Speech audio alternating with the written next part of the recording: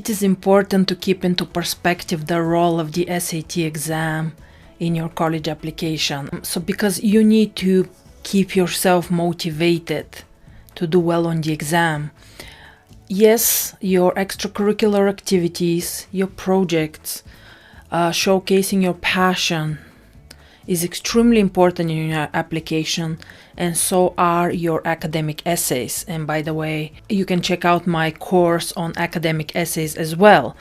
So the academic essays and the extracurricular activities / your personal projects are extremely important.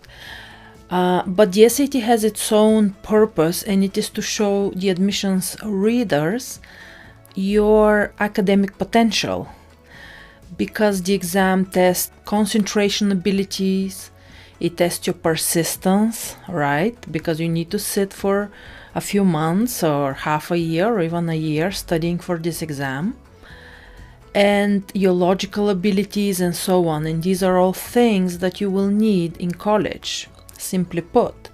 So in a way, the SAT is your ticket to a better college. The better score you have, the higher rank college, obviously, even though, of course, a 1600 doesn't guarantee you an admission to Stanford, for example, by itself. You know, Stanford is notorious for turning down 1600 candidates if other parts of the application is missing. But you have to set yourself a goal and to know what are you going after. What are your ambitions? If your ambitions are to get into a top 20 to top 50 school, you would need a score between 1250 and 1350 or something like that. If you want to get into a top 10 school, then we're talking about 1500 or more. Obviously, there are some people that get into top 10 school, let's say with 1460, 1470. That can happen. But of course, you want to be on the safe side. And of course, the bigger challenge is the verbal part. Because math part, you practice. Of course, make sure that you understand every single mistake that you make, and go over sources such as Khan Academy, the explanations in the official tests, explanations on YouTube, explanations in the Black Book of SAT strategies. All of these will be very helpful. But to put it simply, it is more or less doable for you to get over 700 and close to perfect and even perfect score on the math. It is a different situation with the verbal. In the verbal section, it is very difficult to score over 720 because in the last 100 points, the scale is very high. Means that between 720 and 800, sometimes there's only like 4, 6, 7 mistakes at the most. While the scale from 700 to 600 is a little bit less steep, so you have more mistakes here. But in any case, that's why colleges consider over 730 to be an excellent score. And of course, I have seen students getting 790 on verbal, or perfect score, 760, 750, and so on. But the majority of students struggle getting over 720.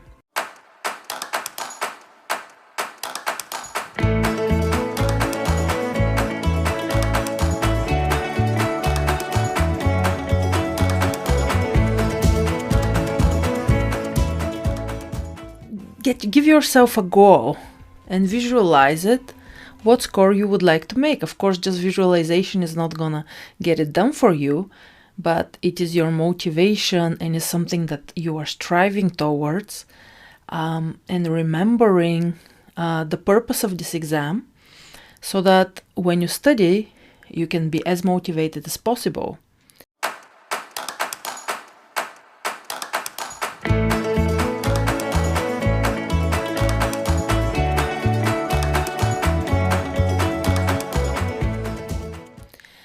my second tip is to make sure that you're studying when you're the freshest. Okay, so study in the morning or study when it's quiet around, if that's what makes you more concentrated, or study on the weekend. But the point is that if you're studying when you are not focused, or when you're sick, or when you're tired, your study could be, your results will be compromised, and this can be, you will be prone to make more mistakes, and this can actually have a contrary psychological effect on you. So your study can be a little bit counterproductive. I mean, obviously, if that's the only time possible, then probably you have to decide. But the best case scenario is that you're prioritizing the SAT in the time that you're studying for it. So let's say if it's February and you know you're taking it in the exam in April, you know that these 2 months or these 2.5 months, the SAT should be a priority. You should be giving it the best time of the day.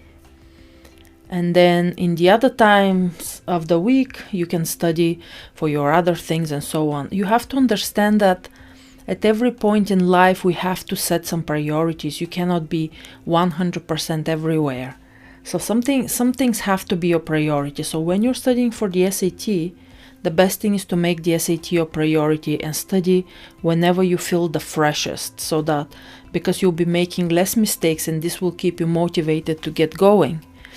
And then you will be able to get it over with this exam as soon as possible, as opposed to drag it on. So your goal is, even on the first take, to have a maximum result, or at the most on the second take. The best thing is not to drag it on, because you have other things to also focus on. I mean, right now they have postponed the SAT subject tests, which in previous years was a big part of students' preparation. But then that only means that you have one less way to stand out. Because before, my students who got into top 10 programs for engineering, they used to have like 790 or excellent 800 on the SAT subject scores for math, for physics, for biology, because it's not so easy to get that score. So, but nevertheless, now you need this time then to work on independent projects, to take independent classes, to study computer programs if you're applying for computer science, to make research, and so on, because that's how you're going to stand out. So the point being is that while the SAT is very important, you have to study as hard as possible and prioritize it in the shortest possible time, so that you can focus on other things, right? Okay, let's continue and pay attention to everything, and good luck on your coming practice, and of course on your exam.